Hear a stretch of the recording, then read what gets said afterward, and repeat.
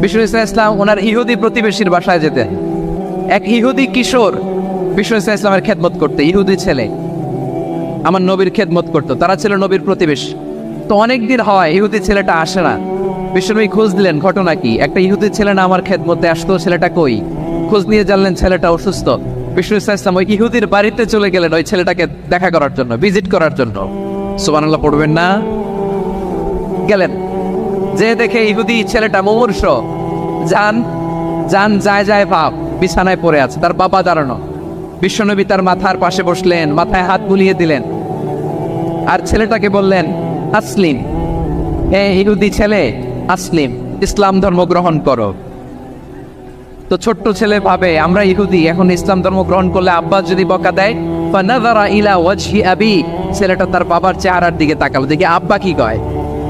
আব্বা যদি বলে তাইলে ইসলাম ধর্ম গ্রহণ করবো। ইহুদি ছেলেটা তার বাবার দিকে যখন তাকালো, ওর বাবা বলে আতিয়া আবুল কাসিম, আবুল কাসিম যা বলে তাই করো। আবুল কাসেম হচ্ছে বিষ্ণু ইসলামের একটা কুনিয়াত, উপনাম। আমার রাসূলের বড় ছেলের নাম ছিল কাসেম। যেমন দেখবেন আমাদের এলাকায় কারো ছেলের বড় ছেলের নাম যদি হয় আব্দুল্লাহ, এরা আব্দুল্লাহর বাপ বলে ডাকে। কারো বড় মেয়ের নাম যদি হয় ফাতেমা, এরা কি ডাকে? ফাতেমার বাপ বলে না? তো বিষ্ণু ইসলামের বড় ছেলের নাম ছিল কাসেম।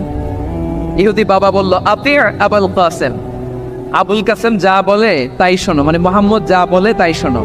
এই কথা শুনে ছেলে সাহস পাইছে, ছেলে আবার পড়তে আরম্ভ করলো আশহাদু আল্লাহ ইলাহা ইল্লাল্লাহ ওয়া আশহাদু আন্না মুহাম্মাদার রাসূলুল্লাহ, পড়েন আল্লাহু আকবার।